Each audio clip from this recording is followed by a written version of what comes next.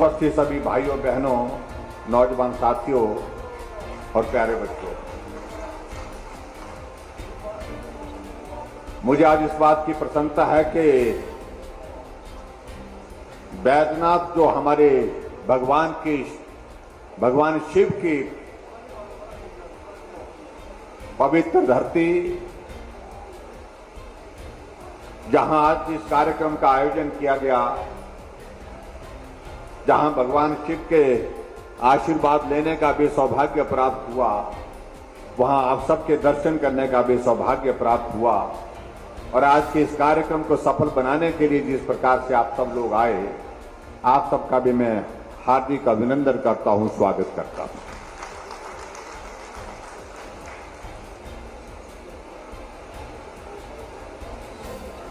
हिमाचल को देवभूमि कहा जाता है, और जब देवभूमि कहा जाता है तो स्वाभाविक रूप से हमारे मस्तिष्क में इस प्रकार का एक चित्रण बनता है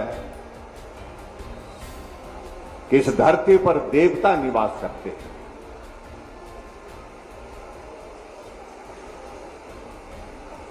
और मैं इस बात से सहमत भी हूं। अगर देवभूमि कहा जाता है तो हिमाचल प्रदेश देवभूमि में रहने वाले जितने भी लोग हैं, वो आज भी अपनी संस्कृति को सम्मान करते हैं, अपनी पहचान के लिए जीते हैं। साधन की कमी, सुविधा की कमी भले ही हो सकती है, लेकिन उसके बावजूद अपने देवताओं के प्रति, अभी देवी देवताओं के प्रति जो श्रद्धा का भाव है, आदर का भाव, उसको सदैव जीवित रखते हैं।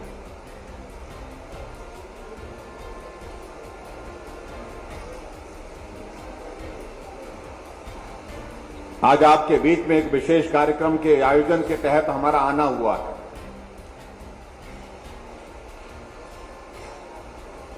हिमाचल प्रदेश में हमारी सरकार का एक लक्ष्य रहा कि हम गरीब आदमी के करीब कैसे खड़े होकर के उसकी मदद कर सकते हैं, उसके लिए सदैव हमने प्रयत्न किया है, प्रयास किया है। और उसी तरह से मैं इस बात को मैं कह सकता हूं, इस लक्ष्य के साथ आगे बढ़ते हुए गरीब लोगों का हमें स्नेह भी मिला है, सहयोग मिला है, प्यार भी मिला है।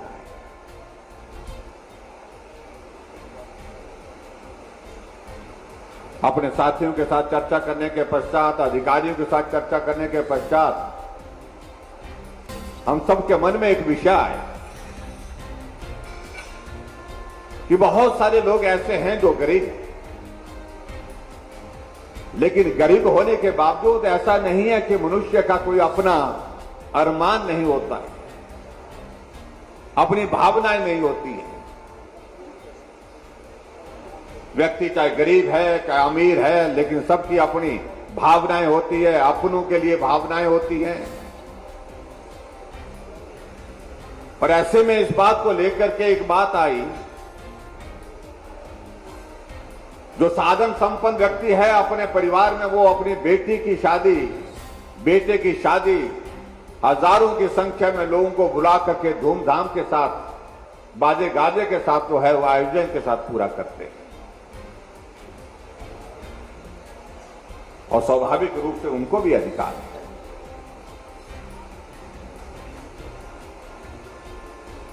लेकिन एक गरीब आदमी इस प्रकार का भाव सोचता है, मैं अपने बेटे की शादी, अपनी बेटी की शादी करूं,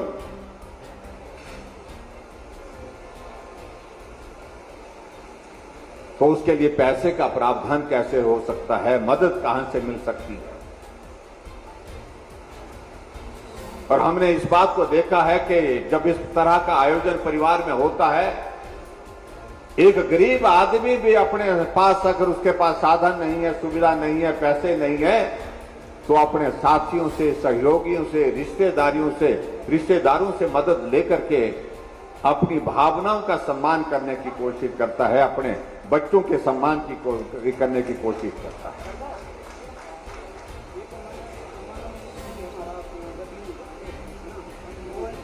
क्योंकि भावनाओं को रोका नहीं जा सकता।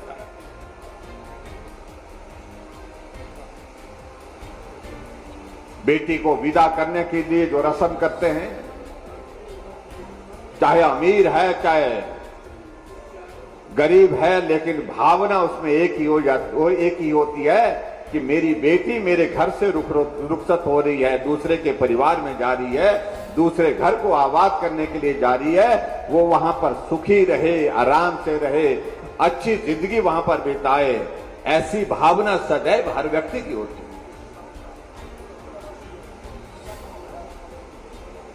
ऐसे में हमने कहा कि हम उन ऐसे लोगों के लिए विचार करके मदद क्या कर सकते हैं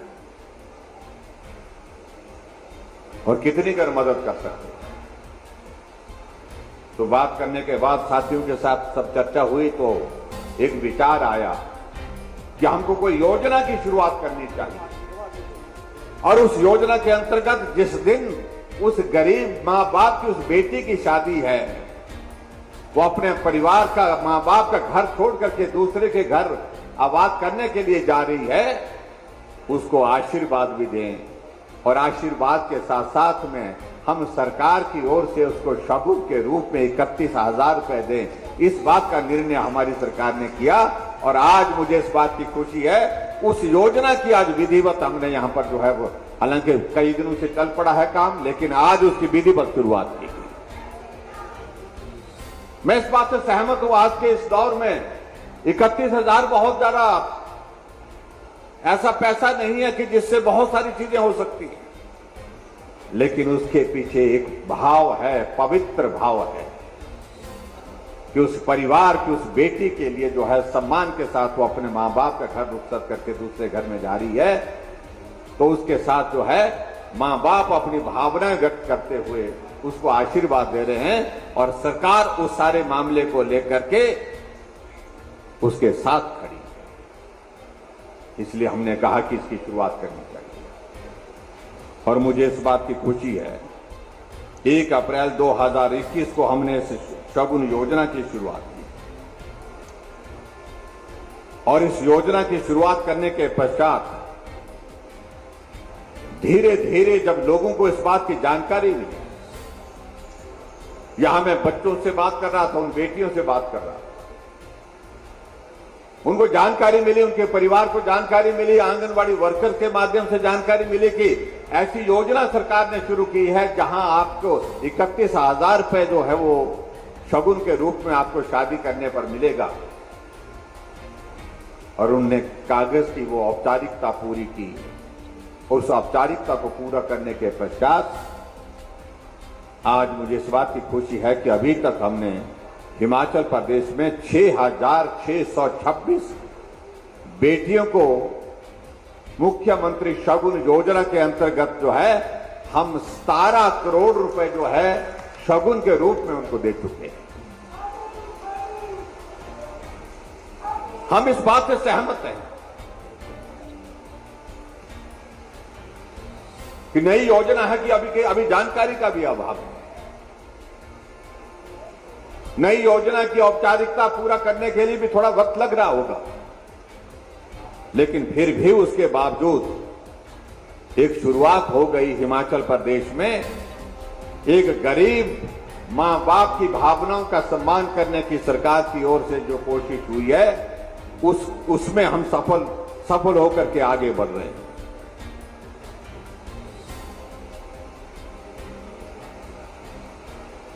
और यहां मैं बात कर रहा था, एक बेटी से बात कर रहा था, मैंने कहा 31,000 रुपए आपको सरकार की ओर से मिला, आपने कहां डाला, क्या खर्च किया उसका? अपने खाते में डाला या अपने पति के खाते में डाला? और वो बेटी कहती है ना पति के खाते में डाला ना अपने खाते में डाला, मैंने अपने पिताजी के खाते में डाला। हमने कहा ऐसा क्यों किया?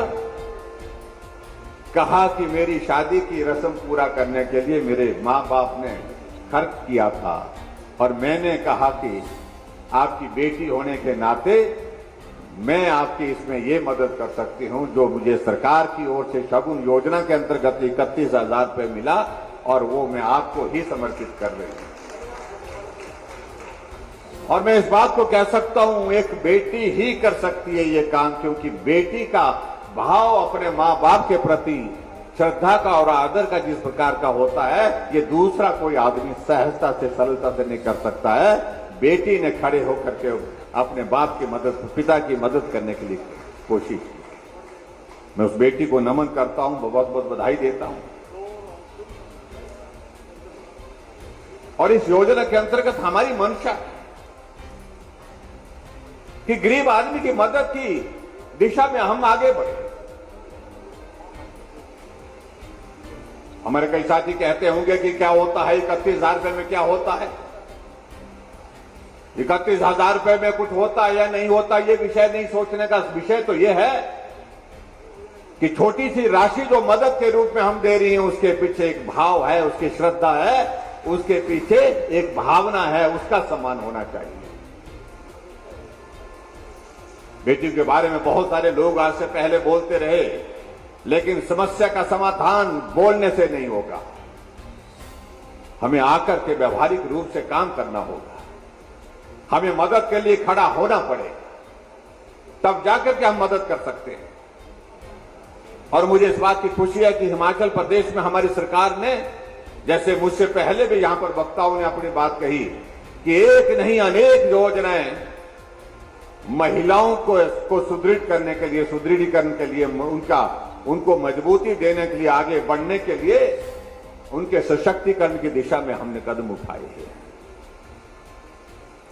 और मैं इस बात को कह सकता हूं, आज पूरे हिमाचल प्रदेश में पंचायती राज संस्थाओं में 50% आरक्षण का विषय कब शुरू हुआ? जब भारतीय जनता पार्टी की सरकार थी और मैं ग्रामीण विकास और पंचायती राज मंत्री था। उस वक्त शुरुआत की थी। 50% महिलाओं का आरक्षण। हमारे पुरुष भाई और मित्रों का, उनका मूड थोड़ा खराब भी हुआ, लेकिन उसके बावजूद कहा कि चलेगा नहीं। सरकार ने बहुत गलत निर्णय किया, कई लोगों ने इस तरह की बातें कही। पंचायती राज संस्थाओं का आप लोगों ने बहुत नुकसान कर दिया, विकास के कार्य अब कैसे हो पाएंगे। लेकिन हमने कहा प्रयास किया है, हम देखते हैं आने वाले समय में होता क्या। और मुझे इस बात की खुशी है, जब पंचायत में हमने आरक्षण किया महिलाओं के लिए 50%, तो महिलाएं 50% चुन करके नहीं आई। 2010 की सरकार की मैं अपनी बात कर रहा हूं, पिछली सरकार की 58%, 58% महिलाएं पंचायती राज संस्थाओं में चुन करके आई और बहुत अच्छी तरह से काम किया। और आज पंचायती राज संस्थाओं में महिलाएं जो है बहुत बेहतरीन काम कर रही। और आगे बढ़कर के हमने एक बात और भी की। अभी हमारी सरकार का 4.5 वर्ष से ज्यादा का कार्यकाल पूरा हुआ। हमने एक नहीं अनेक कदम इस प्रकार से उठाए जहां हम मातृशक्ति को और ज्यादा सशक्त कर सकते हैं, उस दिशा में हमने काम करने की कोशिश की। पूर्व में सरकार में गुड़िया हत्याकांड जैसी घटना घटित हुई थी। एक बेटे के साथ इस प्रकार का दुर्व्यवहार करने के बाद उसकी हत्या करके उसको जंगल में फेंक दिया गया था। और हमारी सरकार जब बनी तो पहले दिन की कैबिनेट की बैठक में हमने निर्णय किया कि हम हिमाचल प्रदेश में गुड़िया को इस प्रकार से मरने नहीं देंगे।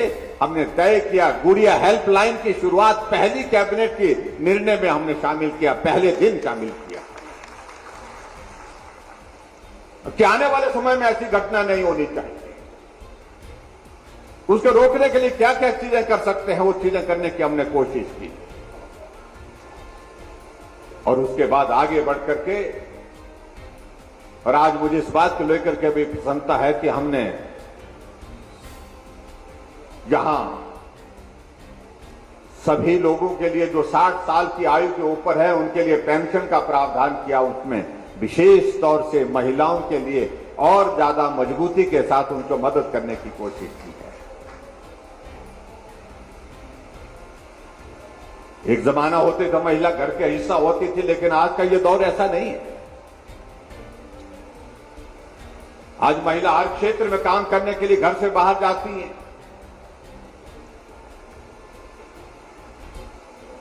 आज मैं यहां आकर के मैं देख रहा था, यहां स्टॉल लगे हैं सेल्फ हेल्प ग्रुप के, और सेल्फ हेल्प ग्रुप में बहुत बेहतरीन ढंग से अपने प्रोडक्ट बना करके उनकी मार्केटिंग कर रहे हैं। घर में बैठ करके अपने परिवार के लिए आय का जरिया खड़ा कर दिया। ये सबसे बड़ी बात है। जब हमने इस प्रकार से देखा कि हमारी मातृशक्ति आगे बढ़ना चाहती है, उनके लिए एक और मदद का रास्ता, इन सेल्फ हेल्प ग्रुप के लिए क्या रास्ता निकाले, तो हमने तय किया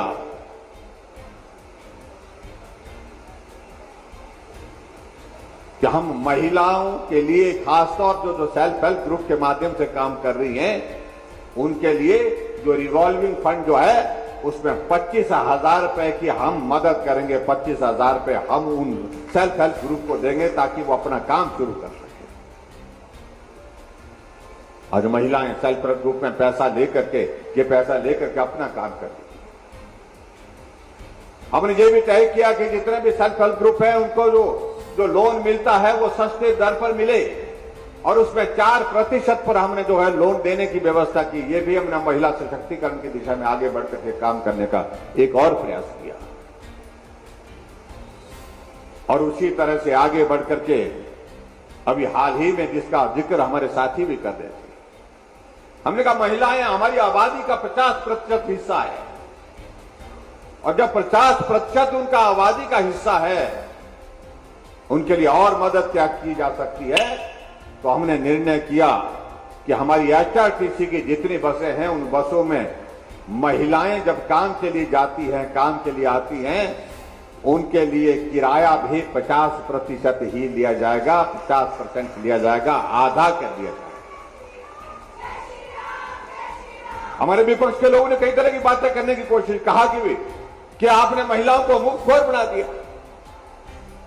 मुझे लगता है कि इस प्रकार के शब्दों का चयन महिलाओं के लिए, महिलाएं अपने सम्मान के लिए कुछ भी कर सकती है, ये उन मित्रों को समझना चाहिए। हमने तो सिर्फ एक रास्ता निकाला, मदद क्या कर सकते हैं उनके लिए, ताकि महिलाएं अपने घर से बाहर जाकर के काम के लिए निकलना चाहती हैं, उनको आर्थिक दृष्टि से तंगी ना हो, परेशानी ना हो, इसलिए हमने कहा कि किराया आधा करेंगे। आधा किराया करके सभी माता बहनों ने काफी जोर से उसका अभिनंदन किया, स्वागत किया। और उसी तरह से आगे बढ़कर के हम देख रहे हैं, चाहे वो आशा वर्कर है, चाहे आंगनबाड़ी वर्कर है, जब कोविड का इतना बड़ा संकट आया तो इस संकट में उन्होंने बहुत बड़ी मदद की, पूरे समाज की, पूरे देश की, पूरे प्रदेश की। हमने उस दौर को भी देखा जब लॉकडाउन जैसी स्थिति पर पैदा हुई थी, और उसमें भी झोला उठा करके हमारी जो है बेटियां, जो आशा वर्कर और आंगनबाड़ी वर्कर जो है, फीमेल हेल्थ वर्कर, नर्सेज जो है, घर घर जाकर के लोगों के लिए उनके टेस्ट ले रही थी, उनके सैंपल ले रही थी, उनको जानकारी दे रही थी कोविड समय को हमको कैसे बचना है। अगर कोई कोरोना का मरीज घर में है तो उसके हेल्थ पैरामीटर भी उनके माध्यम से हम ले रहे थे, उसको बुखार कितना है,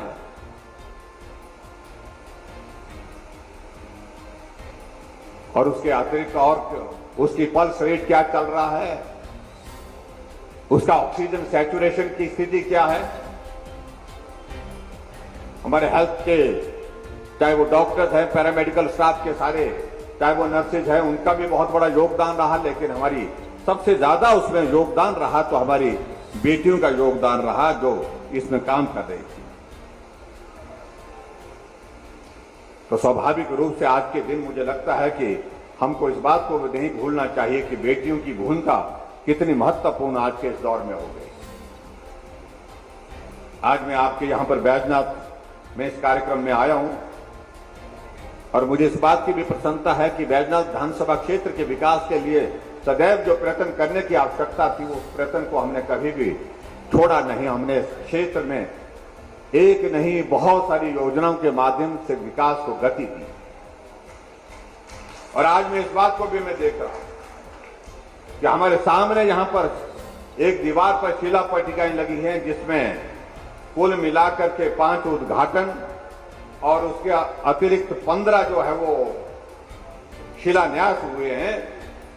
और उन सबकी अगर राशि अगर जोड़ दी जाए, सबको जोड़ दिया जाए, जो हमारे विपक्ष के हमारे कई साथियों को बहुत बुरी लगती है बात कि उद्घाटन क्यों हो रहे, शिलान्यास क्यों हो रहे हैं, मैं उनको ये जानकारी देना चाहता हूं कि तुम अपने दौर में जब सत्ता में थे, तुम अपने दौर में काम नहीं कर पाए। हमने कोविड के दौर में भी गुजरने के बावजूद हम हिमाचल प्रदेश के हर विधानसभा क्षेत्र के विकास के लिए कृत संकल्प हैं और हम काम कर रहे हैं। और आज मुझे इस बात की खुशी है कि आपके इस विधानसभा क्षेत्र के अंतर्गत 20 योजनाओं के लिए 240 करोड़ रुपए के माध्यम से उद्घाटन और शिलान्यास हुए हैं।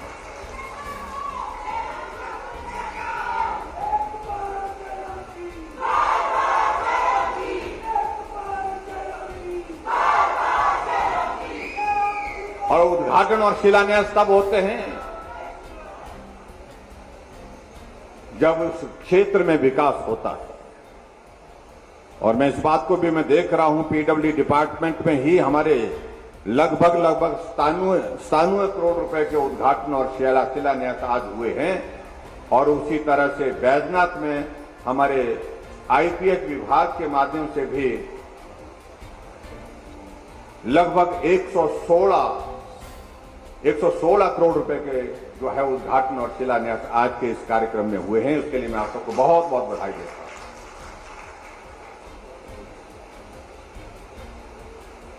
मैं इस बात को लेकर के भी देख रहा था, यहां पर हमारे माननीय विधायक मुल्कराज प्रेमी जी जिक्र कर रहे थे, हम अपने इस क्षेत्र के विकास के लिए सदैव प्रयत्न कर रहे हैं। पिछले सर्दी के मौसम में बरूट गए थे, उस दिन बरूट में बर्फ पड़ रही थी, उस दिन हमने कार्यक्रम किया। हमने कहा था कि यहां आईटीआई खोलेंगे, पिछले कल हमने कैबिनेट में उसको मंजूरी दे दी। बरूट में आईटीआई खोलने का हमने निर्णय कर लिया और उसको दोनों द्रंग विधानसभा क्षेत्र और आपके बैजनाथ विधानसभा क्षेत्र दोनों के लिए उसका लाभ होगा।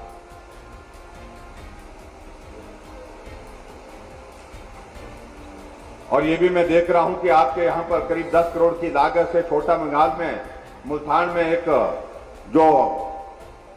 एक कंबाइंड ऑफिस बन रहा है, उसका कार्य जारी है, उस भवन का निर्माण का कार्य जारी है। सकड़ी में लगभग 9.5 करोड़ की लागत से आईटीआई के भवन का कार्य जो है वो निर्माणाधीन है, यानी कि वो काम चला हुआ है। आयुर्वेद कॉलेज हमारा जहां पर भवन की आवश्यकता थी, उसके लिए centre of excellence for care के लिए, उसके लिए भी 8 करोड़ 38 लाख की लागत से उसका काम वहां पर चला हुआ है। 33 केवी सबस्टेशन के लिए वहां पर यहां पर बिजली की सप्लाई सुचारू रूप से हो 6 करोड़ 60 लाख की लागत से वो कार्य भी चला हुआ है। आपकी वाटर सप्लाई की स्कीम, धान पानी सप्लाई स्कीम का निर्माण कार्य जो है लगभग 6 करोड़ 90 लाख की लागत से वो भी चला हुआ है। और इसी तरह से एक हमारी रक्कड़ में झरना पानी की स्कीम का उसका कार्य भी 11 करोड़ की लागत से जारी है। टिकरी सगूर पानी सप्लाई की जो वाटर सप्लाई स्कीम है उसका भी 3 करोड़ की लागत से वो काम भी जारी है। 3 करोड़ रुपए की लागत से नोहरा चकोल पानी की वाटर सप्लाई स्कीम उसका कार्य भी जारी है। 6.5 करोड़ की लागत से गणेश बाजार में बनने वाले रेलवे फ्लाईओवर ब्रिज वो काम भी जारी है। और उसके अतिरिक्त होली उतराला जो है वो 13.5 करोड़ की लागत से जो सड़क, जिसके बारे में हमेशा जब भी बैजनाथ आते थे होली उतराला उतराला होली, ये हमेशा एक आवाज हर जगह से सुनने को मिलती थी, उसका भी कार्य जारी है। और आने वाले समय में उसका जो दूसरा पोर्शन जो बनना है उसके लिए भी प्रक्रिया शुरू हो गई है, उसको भी हम पूरा कर रहे हैं। इसलिए अगर हम जिक्र करें तो बहुत सारी योजनाएं आपके इस विधानसभा क्षेत्र के अंतर्गत जो है वो विकास की दृष्टि से हम देख रहे हैं। और जल जीवन मिशन के अंतर्गत लगभग 100 करोड़ रुपए बैजनाथ के अंतर्गत खर्च कर रहे हैं। मूलथाड़ में जो है वो डिग्री कॉलेज का भवन के लिए निर्माण के लिए जो कार्य शुरू हो रहा है उसके लिए 5 करोड़ रुपए की व्यवस्था हमने की है। बीड बिलिंग में हमने टूरिज्म का जो हमारा प्रोजेक्ट है, बहुत जल्दी हमारी कोशिश है उसका भी हम वो बन करके तैयार होगा, उसका भी हम उद्घाटन करेंगे। उसके लिए भी हमने पैसा एडीबी के अंतर्गत और नई राहें नई मंजिल के अंतर्गत दिया हुआ है। लेकिन उसके बावजूद मैं इस बात से भी सहमत हूं, विकास एक ऐसी चीज है वो संपूर्ण नहीं होता है, फिर भी उसके बावजूद हमेशा मांग रहती है। मुझे इस बात की प्रसन्नता है कि आज हमने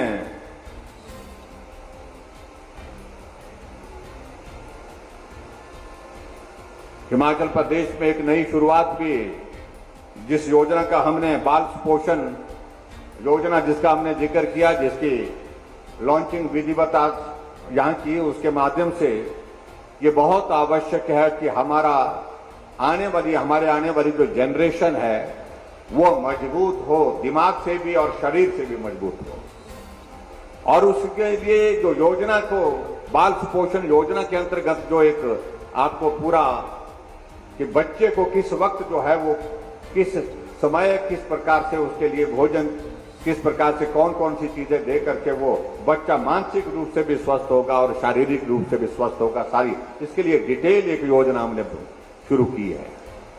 हालांकि हिमाचल प्रदेश उस पैरामीटर में पूरे देश भर में उन राज्यों में है जहां हम बहुत बेहतर काम कर रहे हैं, अच्छा काम कर रहे हैं, लेकिन फिर भी उसके बावजूद दूर दराज के इलाकों में कई जगह ऐसी भी परिस्थिति है जहां अभी तक और बेहतर काम करने की हमको जरूरत है। उस काम को भी हम पूरा करेंगे और मुझे पूरा भरोसा है उसको हम करेंगे। भाई और बहनों, मैं आप सबका बहुत आभारी हूं। हिमाचल प्रदेश में आप सबका सरकार बनने के पश्चात हर कदम पर आपका सहयोग मिला है, समर्थन मिला है। हमने बहुत सारी योजनाओं के माध्यम से हिमाचल प्रदेश में काम करने की कोशिश की है, लोगों की सेवा करने की कोशिश की। आदरणीय प्रधानमंत्री नरेंद्र मोदी जी का आशीर्वाद हिमाचल प्रदेश के लिए सदैव है। हिमाचल को अपना घर मानते हैं। आज तक के हिमाचल के इतिहास में कोई प्रधानमंत्री 4.5 वर्ष के कार्यकाल में 7 बार हिमाचल नहीं आया। पहले प्रधानमंत्री नरेंद्र मोदी जी 7 बार। पहली साल पूरा होने पर धर्मशाला में आए, शुभकामनाएं दी, आशीर्वाद दिया हमको, और दूसरी साल पूरा होने से पहले ग्लोबल इन्वेस्टर्स मीट के लिए धर्मशाला पहुंचे, हमें आशीर्वाद दिया, शुभकामनाएं दी कि आप अच्छी योजनाओं के साथ आगे बढ़े। उसके बाद आदरणीय प्रधानमंत्री जी का हिमाचल प्रदेश में आने के कार्यक्रम फिर से बना जब टनल का उद्घाटन किया, रोहतांग टनल का, अटल टनल रोहतांग का 3 अक्टूबर 2020 को। और उसके बाद अटल जी फिर से हिमाचल प्रदेश आए। जब 4 साल का हमारी सरकार का कार्यकाल पूरा हुआ तो मंडी के पड्डल के मैदान में आकर के उन्हें ऐतिहासिक रैली को संबोधित किया। 11,500 करोड़ रुपए के उद्घाटन और शिलान्यास किए और 28,000 करोड़ रुपए की ग्राउंड ब्रेकिंग जो प्राइवेट सेक्टर की इन्वेस्टमेंट हिमाचल प्रदेश में आई, उसके लिए वहां पर शुरुआत की।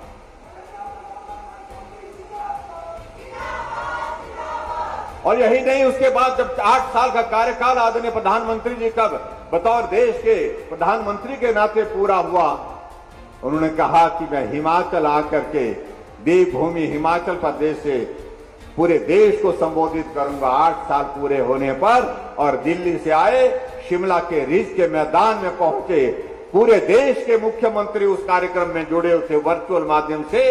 और आप लोगों ने देखा हुआ रिज के मैदान में पहुंचने से पहले प्रधानमंत्री जी जब शिमला के माल रोड पर पहुंचे तो उन्होंने गाड़ी छोड़ करके कहा, ये माल रोड मैंने वर्षों तक पैदल चली है, मैं लोगों को मिलता था, लोग हमें मिलते थे, लोगों के साथ बातें करते थे। आज हम पैदल चलेंगे, माल रोड के एक कोने से दूसरे कोने तक पैदल चले। लोगों ने उनको सर आंखों पर बिठाया, लोगों ने उनका अभिनंदन किया, स्वागत किया और उन्होंने भी उनका अभिवादन स्वीकार किया। और इसके मैदान से उन्होंने पूरे देश को संबोधित किया। 700 से ज्यादा जिले वर्चुअल माध्यम से उस वक्त जुड़े हुए थे। प्रधानमंत्री जी ने 17 लाख लोगों के साथ सीधा उस दिन जो है अपना संबोधन लोगों तक पहुंचाया। और उसके बाद कुछ दिनों के पश्चात फिर प्रधानमंत्री जी हिमाचल आए और मुख्य सचिवों का सम्मेलन था। चीफ सेक्रेटरी कन्क्लेव में धर्मशाला आए और धर्मशाला आए ही नहीं, एक दिन रुके, 2 दिन रुके और पहली बार मुझे लगता है कि अगर मैं गलत नहीं हूं तो हिमाचल के इतिहास में कोई प्रधानमंत्री धर्मशाला में आकर के रात को रुके होंगे, ठहराव किया होगा सर्किट हाउस में। अगर वो है तो नरेंद्र मोदी जी हैं। और वहां पूरे देश के लिए उन्हें एक नक्शा बना करके तैयार किया कि हमको आने वाले समय में किस प्रकार से प्रशासनिक व्यवस्था को चुस्त दुरुस्त करके जो है लोगों की सेवा करनी। हमारे मित्र कई बहुत परेशान होते हैं, मोदी जी आ गए फिर आ रहे हैं, परेशान हो जाते हैं। हमने कहा आ रहे हैं क्योंकि उनके जमाने में तो प्रधानमंत्री आते नहीं थे, एक बार आए थे और कुछ थोड़ी देर के लिए रुके थे और उसके बाद चले गए। और मैं आपके बीच में ये भी कहना चाहता हूं कि बहुत जल्दी आदरणीय प्रधानमंत्री हिमाचल प्रदेश में फिर से आने वाले हैं और फिर आकर के हिमाचल के लोगों को संबोधित करने वाले हैं, हिमाचल के लोगों को मिलने वाले हैं। हमने हिमाचल में लोगों के लिए मदद करने की कोशिश की, उनके सेवा के भाव के साथ उनके लिए खड़े होकर के मदद करने का हमने सदैव प्रयत्न किया है। ये पूरा हिमाचल एक है, ना ऊपर की बात है ना नीचे की बात है। हम सारे हिमाचली एक होकर के काम करेंगे, हिमाचल की मजबूती के लिए काम करेंगे। इस भाव के साथ हमने सदैव काम करने की कोशिश की। हमने इस बात को भी सुनिश्चित किया कि हम बदले की भावना से काम नहीं करेंगे। हम हिमाचल प्रदेश को देवभूमि कहते हैं तो देवभूमि कहने के अभिप्राय यह है कि हम यहां पर काम भी उस प्रकार से उस संस्कृति के मुताबिक करें, बदले की भावना, राजनीतिक प्रतिशोध की भावना के साथ काम न करें। हमने प्रथा को आगे बढ़ाने के लिए प्रयत्न किया है, कोशिश किया। भले ही हमारे साथी विपक्ष के लोग कुछ भी कहते हो, ये हो गया वो हो गया, काम हमेशा संपूर्ण हो जाएगा, काम सब खत्म हो जाएंगे, ये कभी हो ही नहीं सकता। सत्ता में हम रहें चाहे तुम रहें, कोई भी रहे, लेकिन उसके बावजूद जिंदगी खत्म हो जाती है, लेकिन काम खत्म नहीं होते हैं। लेकिन हमारा भाव काम करके सेवा का किस प्रकार का है, इसको लोग याद रखते हैं। ये मैं कहना चाह रहा हूं, इसको सदैव याद रखते हैं। इसलिए हमने हिमाचल प्रदेश में बुजुर्गों के लिए पेंशन की शुरुआत की। जो बुजुर्गों के लिए 80 साल के बाद पेंशन का प्रावधान किया जाता था, हमने 60 साल से ऊपर के बुजुर्गों के लिए पेंशन का प्रावधान किया। वो 4 लाख लोगों को पेंशन देते थे, हम 7 लाख लोगों को पेंशन दे रहे हैं। वो 400 करोड़ रुपए खर्च करते थे, हम 1300 करोड़ रुपए खर्च कर रहे हैं। फिर भी उसके बावजूद कहते हैं कि जयराम से पूछो कि क्या किया। हमने हर घर में गैस का चूल्हा पहुंचाया। कांग्रेस के मित्रों को पूछो कि कहीं एक घर में भी आपने चूल्हे की तो बात, गैस के चूल्हे की तो बात छोड़िए, आपने स्टोव भी दिया? कहीं नहीं दिया। हमने 3,32,000 गैस के चूल्हे घर घर में पहुंचाए, हर घर में पहुंचाए। और हिमाचल पूरे देश में पहला राज्य है जहां हर घर में गैस का चूल्हा है। गरीब होने के बावजूद भी घर में गैस है। और हमने हिमाचल प्रदेश में गरीब आदमी का इलाज, सरकार उसका खर्च उठाए, उसके लिए हिमकेयर की शुरुआत की। वो 50 साल सत्ता में रहे, लेकिन गरीब आदमी जब बीमार होता है, उसके घर में किस तरह की परिस्थिति होती है, उसके परिवार के लोग कितने तनाव में होते हैं। घर में परिवार का सदस्य पीड़ा से चिल्ला रहा होता है, कहरा रहा होता है, लेकिन घर में उसकी पीड़ा को समझते हैं, लेकिन उसका इलाज करने की परिस्थिति में नहीं है, क्योंकि पैसे नहीं है। कई लोग जमीन गिरवी रख देते हैं, घर गिरवी रख देते हैं, इलाज के लिए अपने परिवार के सदस्य के जीवन बचाने के लिए गहने गिरवी रख देते हैं। लेकिन कभी भी सरकार ने सोचा नहीं कि ना जमीन गिरवी होनी चाहिए गरीब की, ना गहने गिरवी होने चाहिए, ना घर गिरवी होना चाहिए। यहां सरकार को मदद के लिए खड़ा होना चाहिए, हमको कोई योजना शुरू करनी चाहिए। ये भाव कभी भी किसी सरकार के दिमाग में आया नहीं, लेकिन हमने शुरुआत की, हमने हिमकेयर की शुरुआत की। 5 लाख रुपए तक उस गरीब आदमी का इलाज मुफ्त करने का जिम्मा हमारी सरकार ने लिया। ये भी हिमाचल प्रदेश में हमने उस दिशा में एक प्रयत्न किया जिसमें हम आज गरीब लोगों को मदद कर रहे हैं। कोई आदमी अगर बिस्तर पर पड़ा है, ऐसी बीमारी लग गई, उसका इलाज करना कठिन है, लंबा सारा जीवन भर उसका इलाज होगा, उसके लिए सहारा योजना का इंतजाम किया। उस आदमी को जीवन भर जब तक वो जिंदा है, हम सरकार की ओर से 3,000 रुपए उसके खाते में मदद के रूप में डाल रहे हैं। सरकार तो पहले भी थी और कहते हैं कि बहुत अनुभवी लोग थे, और क्या कहा जाता है कि बहुत बड़े लोग थे।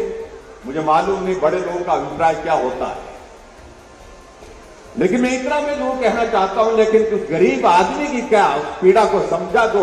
आदमी किसी बीमारी का शिकार हो गया और उस बीमारी का इलाज सारी जिंदगी भर उसको करना होगा, बिस्तर पर पड़ा है, चल नहीं सकता है, अपना काम नहीं कर सकता है। कभी अपनी भावनाएं उसने व्यक्त की उस सरकार ने, कैसे आदमी के लिए मदद होनी चाहिए। आज मेरी सरकार 20,000 ऐसे लोग जो बिस्तर पर पड़े हैं, चल नहीं सकते, अपना काम नहीं कर सकते हैं, हम उनके लिए मदद के रूप में 3,000 रुपए हर महीने उनके खाते में डाल करके मदद करें।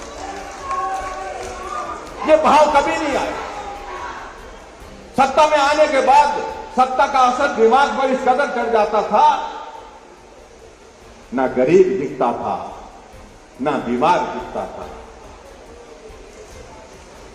ये परिस्थिति हो सकता है। ये अंतर है जिसको समझने और समझाने चाहिए। और आज हम जिस कार्यक्रम को यहां पर कर रहे हैं शगुन योजना के माध्यम से, उसमें भी भाव आप देखिए, एक गरीब बेटी के भाव को सम्मान देने की हमने कोशिश की, उसके मां बाप के भावनाओं का सम्मान करने की हमने कोशिश की है। हम आपके लिए खड़े हैं, हम आपकी मदद करेंगे। ज्यादा नहीं, थोड़ी है, लेकिन फिर भी करेंगे। इसलिए भाई और बहनों, बहुत सारी चीजें ऐसी हैं जिन बातों को लेकर के हम बहुत लंबी बात कह सकते हैं। मैं समझता हूं कि समय की बहुत लंबा समय होने के कारण जो है अब ज्यादा बोलना उचित नहीं है। मैं आप सबके बीच में इतना जरूर कहना चाहता हूं, हिमाचल प्रदेश में भारतीय जनता पार्टी की सरकार है और केंद्र में भी भारतीय जनता पार्टी यानी कि एनडीए की सरकार है। और स्वाभाविक रूप से हिमाचल अगर तरक्की के राह पर आगे बढ़ना चाहता है, जरूरत है कि दिल्ली और हिमाचल एक हो करके मिल करके चले। जो सरकार दिल्ली है वो सरकार हिमाचल में भी हो, इसकी बहुत बड़ी आवश्यकता है। और ऐसे में आप सबका आशीर्वाद चाहिए। आने वाले समय में नवंबर दिसंबर के महीने में जब भी चुनाव होगा, मुझे पूरा भरोसा है भगवान भोले की इस धरती बैजनाथ में भी आप सबका आशीर्वाद हमको मिलेगा। भाजपा की सरकार हिमाचल प्रदेश में फिर बनेगी और उस सरकार में, हिमाचल प्रदेश की सरकार में बैजनाथ से विधायक का भारतीय जनता पार्टी का होगा। इस बात को लेकर के मुझे पूरा विश्वास है, इस काम को आप करेंगे।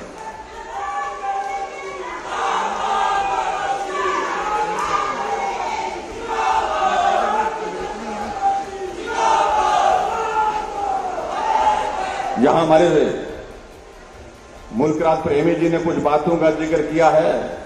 हमने कहा कि आज आपके इस विधानसभा क्षेत्र में लगभग 250 करोड़ रुपए के उद्घाटन और शिलान्यास हो, उसके बावजूद भी आप कह रहे हैं कुछ और चाहिए।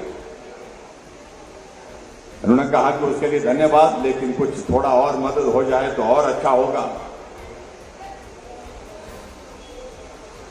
और यहां हमने कहा कि कुछ एक स्कूल है यहां पर, राजकीय उच्च विद्यालय धानक, गवर्नमेंट मिडिल स्कूल पंजाला, राजकीय प्राथमिक पाठशाला लोट और राजकीय उच्च विद्यालय जंगपुर को जो इनको अपग्रेड करने की बात कही है, तो मैंने जितने भी ये स्कूल बताए गए हैं, मैं आपके बीच में ये कहना चाहता हूं, इन सभी स्कूलों को ये 9 पर पूरे आने चाहिए।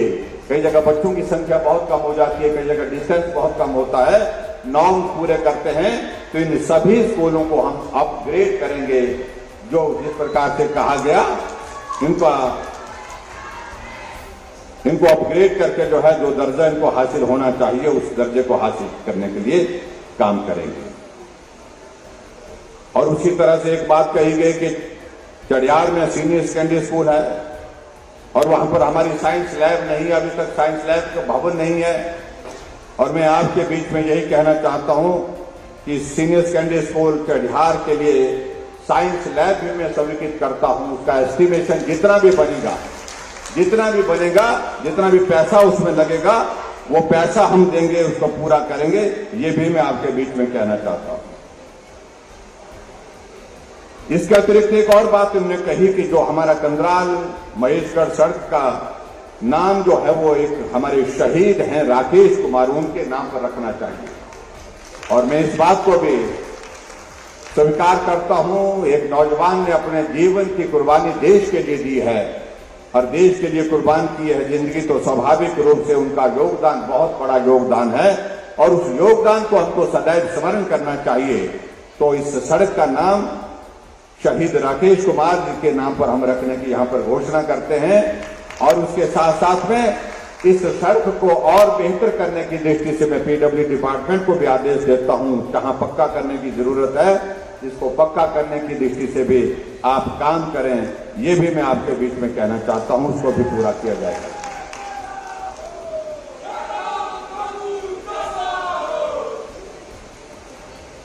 और एक और यहां पर बात कही गई है, खीर गंगा घाट से शिव मंदिर बैजनाथ हेतु लिफ्ट का निर्माण किया जाए। सीतारमणी तक पैदल पुल चलने के लिए जो है वो उसके पुल का निर्माण किया जाए। इन दोनों चीजों के लिए मैं यही कहना चाह रहा हूं, इन दोनों चीजों का एस्टिमेशन पीडब्ल्यू डिपार्टमेंट बना करके तैयार करे और इसको भी हम पूरा करेंगे।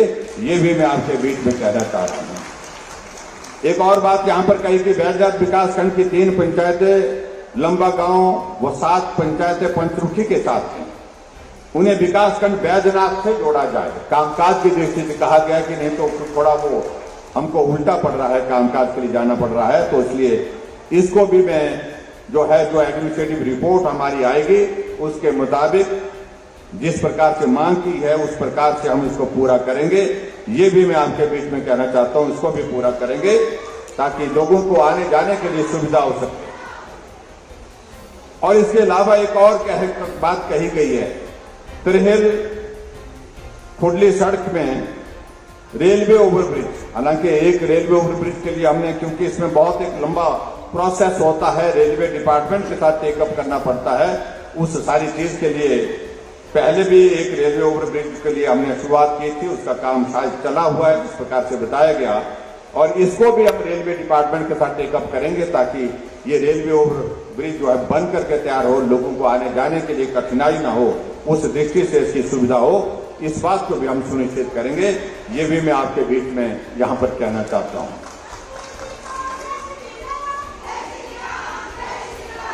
एक और चीज यहां पर बात कही गई है, जो हमारे कर्मचारी भाई हैं, उनके पूर्व कर्मचारी हैं, उनका एक कोई भवन का निर्माण कार्य यहां पर होना, और मुझे मालूम नहीं उसकी जमीन वगैरह की व्यवस्था है उससे हुआ है, उसके लिए कुछ पैसे की आवश्यकता बताई जा रही है। और मैं उस भवन के निर्माण के लिए सारे कागजात मुझे जो हमारे कर्मचारी नेता हैं वो सब लोग हमको दे दें, तो उसके लिए मैं यहां पर 10 लाख रुपए देने की जो है यहां पर घोषणा करता हूं, ताकि उस भवन को भी बनाकर के पूरा किया जा सके। ये भी मैं आपके बीच में कहना चाहता हूं। अंत में एक बात और के लिए, जिसमें खासतौर से विधायक महोदय जी आग्रह कर रहे हैं कि बैजनाथ के लिए कोई चीज, बैजनाथ के साथ साथ में हमारा जो दूसरा जो इलाका है, खासतौर से जहां थोड़ा कठिनाई है, जहां मुश्किलें हैं, चढ़ियार में बोला ना, उस इलाके के लिए कुछ होना चाहिए। बैजनाथ के लिए मैंने कहा कि सारे हम चाह रहे हैं कि आने वाले समय में यहां पर कोई ऐसा पॉलिटेक्निक कॉलेज या इस प्रकार का इंजीनियरिंग कॉलेज की मांग की है हमने, वो सारी चीज को हम एग्जामिन कर लेंगे, जो औपचारिकताएं उसकी करने की उस दिशा में आगे बढ़ेंगे और आने वाले समय में उस पर निश्चित रूप से हम विचार करेंगे। अगर वो केंद्र से मदद मिलती है, प्रदेश से करना होगा, उन सारी चीजों पर सारी संभावनाओं को तलाशेंगे, लेकिन आपके इस इलाके के लिए और बेहतर क्या किया जा सकता है उसमें कोई कमी नहीं छोड़ेंगे। चढ़ियार में खासतौर से कहा है कि भाई या तो आईटीआई खोली जाए या डिग्री कॉलेज खोला जाए, और मैं समझता हूं कि आईटीआई तो आपके विधानसभा क्षेत्र में 2-3 हो गई है मेरे ख्याल में ना। एक तो आपके ऊपर ब्रोटवाड़े इलाके में अभी कल नहीं खोली हमने, दूसरी आपकी आईटीआई यहां है। लेकिन चढ़ियार के लिए हाँ जी, मैं देखिए पॉलिटेक्निक कॉलेज का प्रोसेस बहुत लेंथी है, बहुत लंबा है। उसके लिए अगली बार की सरकार बनाओ तो उसके लिए उसका भी इंतजाम करेंगे, ये भी मैं कहना चाहता हूं। लेकिन मैं इतना जरूर कहना चाहता हूं कि एक चीज का जो मैंने फीडबैक लिया कि वहां चढ़ियार वाला जो इलाका आपका थोड़ा कठिन है, थोड़ा दुर्गम है, यहां से थोड़ा दूर भी है, और वहां एक मांग आपके यहां से आ रही है कि अगर वहां पर डिग्री कॉलेज खोला जाए तो उस इलाके के लिए, बेटियों के लिए, बच्चों के लिए वहां पर पढ़ने की एक बहुत बेहतरीन सुविधा होगी। तो मैं आपके चढ़ियार में डिग्री कॉलेज खोलने की घोषणा करता हूं। डिग्री कॉलेज आपको दे दिया जाएगा और बाकी बातें जो है, जो रही होंगी, उनको आने वाले समय में पूरा करेंगे, इतनी बात कहता हूं। और आप सबका आशीर्वाद, आप सबका सहयोग निश्चित रूप से जैसे पहले मिला है, 10,000 से ज्यादा वोटों से आपने मुल्कराज प्रेमी जी को जिताया है, 13,000 वोटों से, और अब की बार ये 15,000 से पार होना चाहिए आंकड़ा जीतने का। इस काम को आप करिए और उसके बाद बैजनाथ में आप सबके दर्शन करने के लिए और भोले बाबा के आशीर्वाद देने के लिए हम आएंगे, और जो चाहिए होगा वो हम आपके इस क्षेत्र में करेंगे। इतना कहते हुए आप सबका बहुत बहुत धन्यवाद। नमस्कार, जय हिंद, जय हिमाचल।